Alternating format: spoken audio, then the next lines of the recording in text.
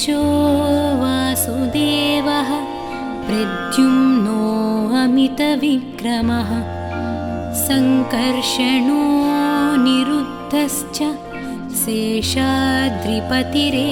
च जनार्दनः पद्मनाभो वेङ्कटाचलवासनः सृष्टिकर्ता जगन्नाथो माधवो भक्तवत्सलः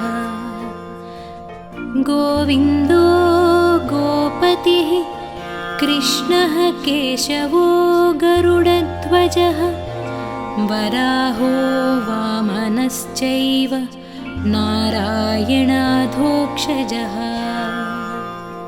श्रीधरः पुण्डरीकाक्षः सर्वदेवस्तुतो हरिः श्रीनृसिंहो महासिंहः सूत्राकारः पुरातनः रमानाथो महीभर्ता भूधरः पुरुषोत्तमः चोळपुत्रप्रियः शान्तो ब्रह्मादीनां वरप्रदः श्रीनिधिः सर्वभूतानां भयत्कृद्भयनाशनः श्रीरामो रामभद्रश्च भवबन्धैकमोचकः भूतावासो गिरिवासः श्रीनिवासः श्रियः पतिः अच्युतानन्तगोविन्दो विष्णुर्वेङ्कटनायकः सर्वदेवैकशरणं सर्वदेवैकदैवतं समस्तदेवकवचं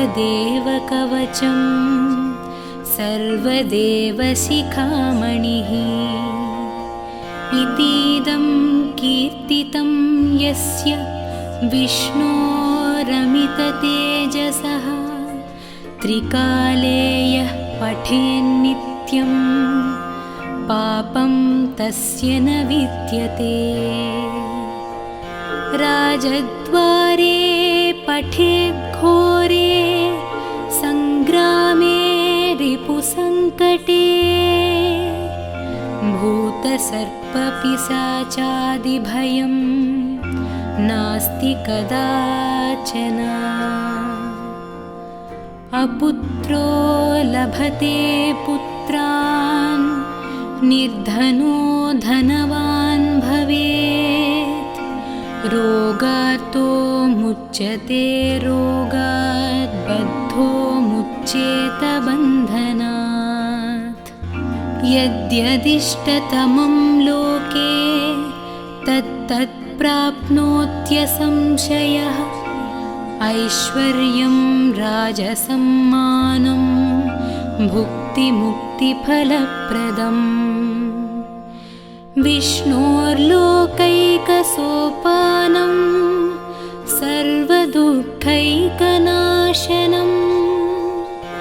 सर्वैश्वर्यप्रदं नॄणां सर्वमङ्गलकारकम् मायावि परमानन्दं त्यक्त्वा वैकुण्ठमुत्तमं स्वामि पुष्करिणीतीरे रमया सह मोदते कल्याणाद्भुतगात्राय कामितार्थप्रदायिने श्रीमद्वेङ्कटनाथाय श्रीनिवासाय मङ्गलम् इति श्रीब्रह्माण्डपुराणे ब्रह्मनारदसंवादे वेङ्कटगिरिमहात्म्ये श्रीवेङ्कटेश अष्टकं सम्पूर्णम्।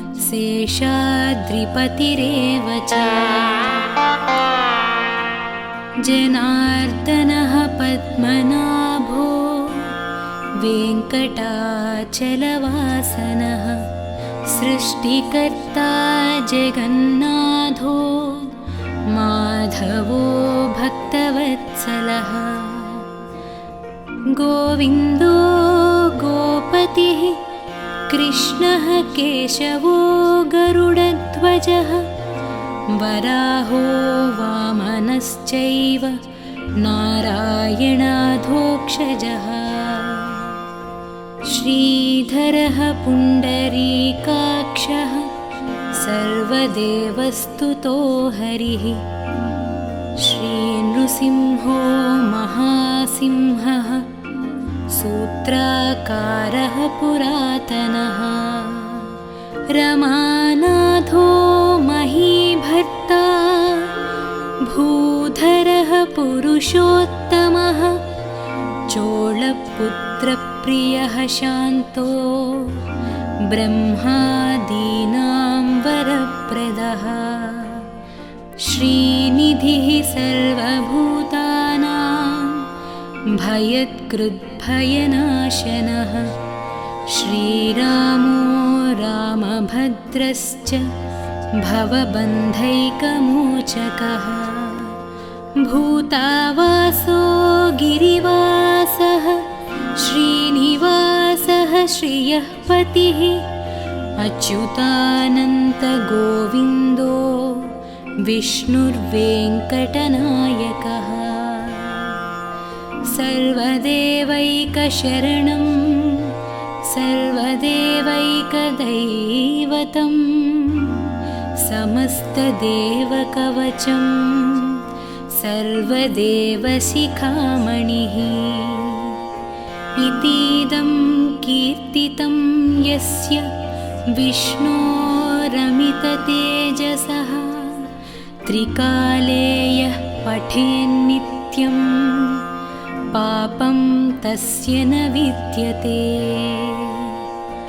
राजद्वारे पठेद्घोरे सङ्ग्रामे रिपुसङ्कटे। भूतसर्पपिशाचादिभयं नास्ति कदाचन। अपुत्रो लभते पुत्रान् निर्धनो धनवान् भवेत्। रोगार्तो मुच्यते रोगात् बद्धो मुच्येत बन्धनात्। यद्यदिष्टतमं लोके तत्तत् प्राप्नोत्यसंशयः। ऐश्वर्यं राजसम्मानं भुक्तिमुक्तिफलप्रदम्। विष्णोर्लोकैकसोपानं सर्वदुःखैकनाशनं। सर्वैश्वर्यप्रदं नॄणां सर्वमङ्गलकारकम्। मायावि परमानन्दं त्यक्त्वा वैकुण्ठमुत्तमम्। स्वामी पुष्करिणीतीरे रमया सह मोदते।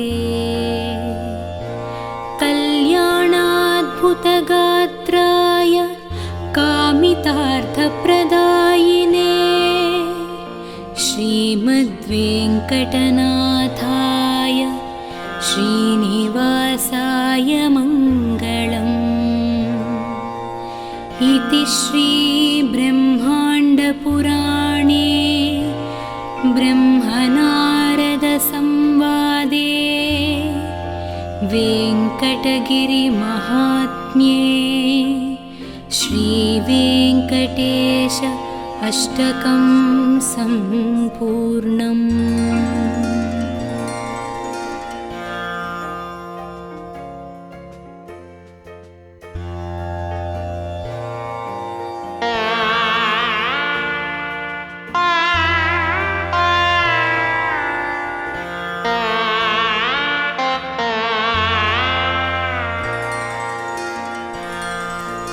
वेङ्कटेशो वासुदेवः प्रद्युम्नो अमितविक्रमः सङ्कर्षणो निरुद्धश्च शेषाद्रिपतिरेव च जनार्दनः पद्मनाभो वेङ्कटाचलवासनः सृष्टिकर्ता जगन्नाथो माधवो भक्तवत्सलः गोविन्दो गोपतिः कृष्णः केशवो गरुडध्वजः वराहो वामनश्चैव नारायणाधोक्षजः श्रीधरः पुण्डरीकाक्षः सर्वदेवस्तुतो हरिः श्रीनृसिंहो महासिंहः सूत्राकारः पुरातनः रमानाथो महीभर्ता भूधरः पुरुषोत्तमः चोळपुत्रप्रियः शान्तो ब्रह्मादीनां वरप्रदः श्रीनिधिः सर्वभूतानां भयत्कृद्भयनाशनः श्रीरामो रामभद्रश्च भवबन्धैकमोचकः भूतावासो गिरिवासः श्रीनिवासः श्रियः पतिः अच्युतानन्तगोविन्दो विष्णुर्वेङ्कटनायकः सर्वदेवैकशरणं सर्वदेवैकदैवतं समस्तदेवकवचं सर्वदेवशिखामणिः इतीदं कीर्तितं यस्य विष्णोरमिततेजसः त्रिकाले यः पठेन्नित्यं पापं तस्य न विद्यते राजद्वारे पठेद्घोरे सङ्ग्रामे रिपुसङ्कटे भूतसर्पपिशाचादिभयं नास्ति कदाचन अपुत्रो लभते पुत्रान् निर्धनो धनवान् भवेत् रोगार्तो मुच्यते रोगात् बद्धो मुच्येत बन्धनात् यद्यदिष्टतमं लोके तत्तत् प्राप्नोत्यसंशयः ऐश्वर्यं राजसम्मानं भुक्तिमुक्तिफलप्रदम् विष्णोर्लोकैकसोपानं सर्वदुःखैकनाशनं सर्वैश्वर्यप्रदं नॄणां सर्वमङ्गलकारकम् मायावि परमानन्दं त्यक्त्वा वैकुण्ठमुत्तमं स्वामि पुष्करिणीतीरे रमया सह मोदते कल्याणाद्भुतगात्राय कामितार्थप्रदायिने श्रीमद्वेङ्कटनाथाय श्रीनिवासाय मङ्गलम् इति श्रीब्रह्माण्डपुराणे ब्रह्मनारदसंवादे वेङ्कटगिरिमहात्म्ये श्रीवेङ्कटेश अष्टकं सम्पूर्णम्।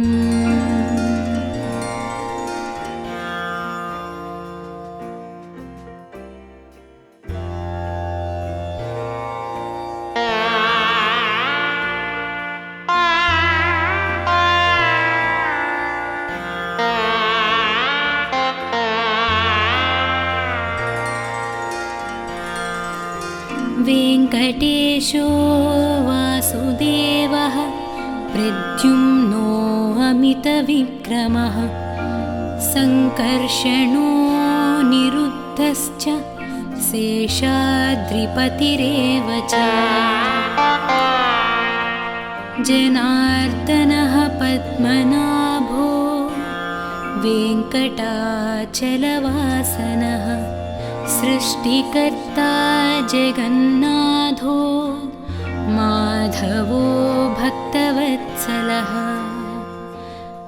गोविन्दो गोपतिः कृष्णः केशवो गरुडध्वजः वराहो वामनश्चैव नारायणाधोक्षजः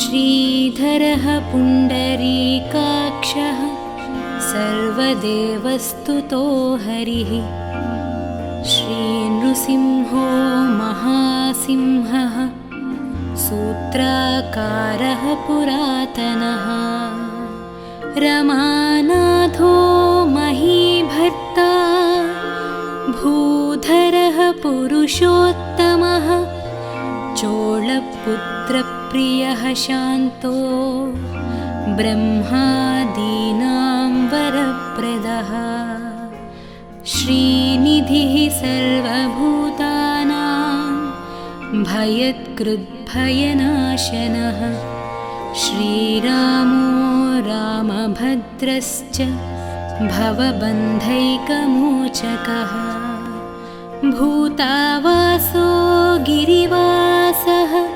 श्रीनिवासः श्रियः पतिः अच्युतानन्तगोविन्दो विष्णुर्वेङ्कटनायकः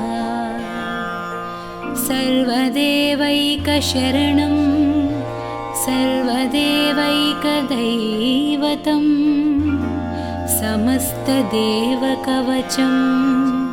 सर्वदेवशिखामणिः इतीदं कीर्तितं यस्य विष्णोरमिततेजसः त्रिकाले यः पठेन्नित्यं पापं तस्य न विद्यते राजद्वारे पठेद्घोरे सङ्ग्रामे रिपुसङ्कटे भूतसर्पपिशाचादिभयं नास्ति कदाचन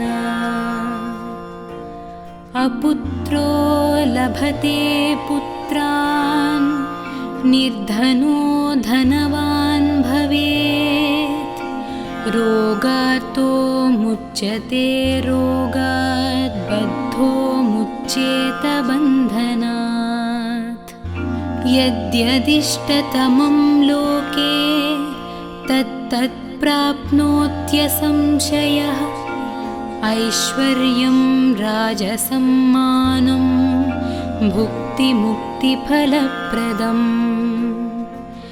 विष्णोर्लोकैकसोपानं सर्वदुःखैकनाशनं सर्वैश्वर्यप्रदं नृणां सर्वमङ्गलकारकम् मायावि परमानन्दं त्यक्त्वा वैकुण्ठमुत्तमं स्वामि पुष्करिणीतीरे रमया सह मोदते कल्याणाद्भुतगात्राय कामितार्थप्रदायिने श्रीमद्वेङ्कटनाथाय श्रीनिवासाय मङ्गलम् इति श्रीब्रह्माण्डपुराणे ब्रह्मनारदसंवादे वेङ्कटगिरिमहात्म्ये श्रीवेङ्कटेश अष्टकं सम्पूर्णम्।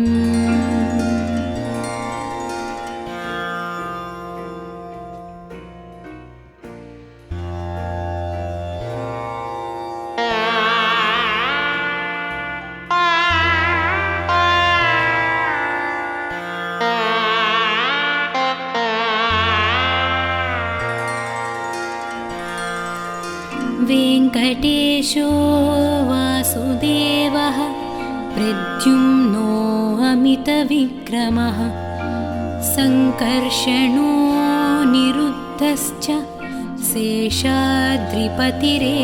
च जनार्दनः पद्मनाभो वेङ्कटाचलवासनः सृष्टिकर्ता जगन्नाथो माधवो भक्तवत्सलः गोविन्दो गोपतिः कृष्णः केशवो गरुडध्वजः वराहो वामनश्चैव नारायणाधोक्षजः श्रीधरः पुण्डरीकाक्षः सर्वदेवस्तुतो हरिः श्रीनृसिंहो महासिंहः सूत्राकारः पुरातनः रमानाथो महीभर्ता भूधरः पुरुषोत्तमः चोळपुत्रप्रियः शान्तो ब्रह्मादीनां वरप्रदः श्रीनिधिः सर्वभूतानां भयत्कृद्भयनाशनः श्रीरामो रामभद्रश्च भवबन्धैकमोचकः भूतावासो गिरिवासः श्रीनिवासः श्रियः पतिः अच्युतानन्तगोविन्दो विष्णुर्वेङ्कटनायकः सर्वदेवैकशरणं सर्वदेवैकदैवतं समस्तदेवकवचं सर्वदेवशिखामणिः इतीदं कीर्तितं यस्य विष्णोरमिततेजसः त्रिकाले यः पठेन्नित्यं पापं तस्य न विद्यते राजद्वारे पठेद्घोरे सङ्ग्रामे रिपुसङ्कटे भूतसर्पपिशाचादिभयं नास्ति कदाचन अपुत्रो लभते पुत्रान् निर्धनो धनवान् भवेत् रोगार्तो मुच्यते रोगात् बद्धो मुच्येत बन्धनात् यद्यदिष्टतमं लोके तत्तत् प्राप्नोत्यसंशयः ऐश्वर्यं राजसम्मानं भुक्तिमुक्तिफलप्रदम् विष्णोर्लोकैकसोपानं सर्वदुःखैकनाशनं सर्वैश्वर्यप्रदं नॄणां सर्वमङ्गलकारकम् मायावि परमानन्दं त्यक्त्वा वैकुण्ठमुत्तमम् स्वामि पुष्करिणीतीरे रमया सह मोदते कल्याणाद्भुतगात्राय कामितार्थप्रदायिने श्रीमद्वेङ्कटनाथाय श्रीनिवासाय मङ्गलम्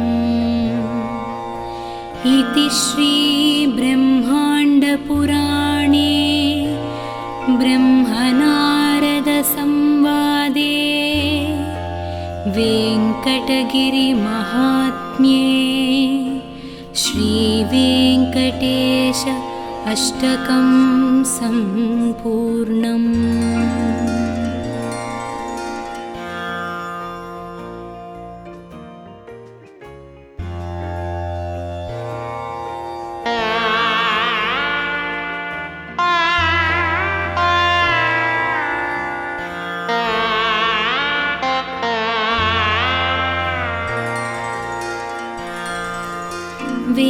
वेङ्कटेशो वासुदेवः प्रद्युम्नो अमितविक्रमः सङ्कर्षणो निरुद्धश्च शेषाद्रिपतिरेव च जनार्दनः पद्मनाभो वेङ्कटाचलवासनः सृष्टिकर्ता जगन्नाथो माधवो भक्तवत्सलः गोविन्दो गोपतिः कृष्णः केशवो गरुडध्वजः वराहो वामनश्चैव नारायणाधोक्षजः श्रीधरः पुण्डरीकाक्षः सर्वदेवस्तुतो हरिः श्रीनृसिंहो महासिंहः सूत्राकारः पुरातनः रमानाथो महीभर्ता भूधरः पुरुषोत्तमः चोळपुत्रप्रियः शान्तो ब्रह्मादीनां वरप्रदः श्रीनिधिः सर्वभूतानां भयत्कृद्भयनाशनः श्रीरामो रामभद्रश्च भवबन्धैकमोचकः भूतावासो गिरिवासः श्रीनिवासः श्रियः पतिः अच्युतानन्तगोविन्दो विष्णुर्वेङ्कटनायकः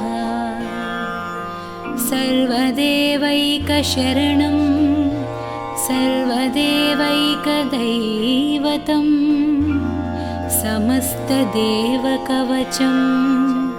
सर्वदेवशिखामणिः इतीदं कीर्तितं यस्य विष्णोरमिततेजसः त्रिकाले यः पठेन्नित्यं पापं तस्य न विद्यते राजद्वारे पठेद्घोरे सङ्ग्रामे रिपुसङ्कटे भूतसर्पपिशाचादिभयं नास्ति कदाचन अपुत्रो लभते पुत्रान् निर्धनो धनवान् भवेत् रोगार्तो मुच्यते रोगात् बद्धो मुच्येत बन्धनात् यद्यदिष्टतमं लोके